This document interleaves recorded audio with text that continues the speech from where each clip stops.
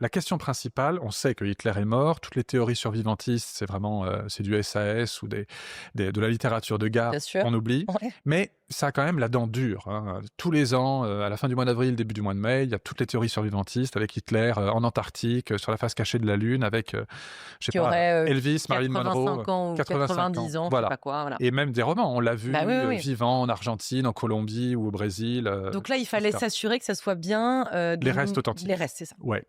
Et sachant que Khrouchtchev, après la mort de Staline, aurait pu réaliser un faux historique, de fausses reliques de Hitler, pour les ressortir au bon moment et dire « Nous sommes les vainqueurs symboliques de la guerre, puisqu'on a ce trophée de chasse Mmh qui mh. est les restes du vaincu. Mmh » Donc on va sur place, on savait déjà que morphologiquement ça collait, mais il fallait qu'on ait un accès direct pour voir justement si c'était pas des fausses reliques Bah, oui. dans le détail.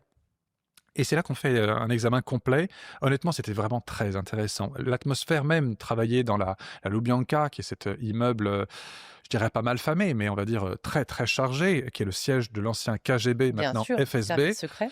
Honnêtement, c'était quelque chose. Travailler aussi au SMERSH, contre-espionnage, c'était une autre ambiance, Incroyable. c'était assez particulier. Et là, on nous présente ces reliques, entre guillemets, reliques du diable, hein, que les choses soient claires. Et Mais qu'est-ce qu'on te présente? Tu vois quoi?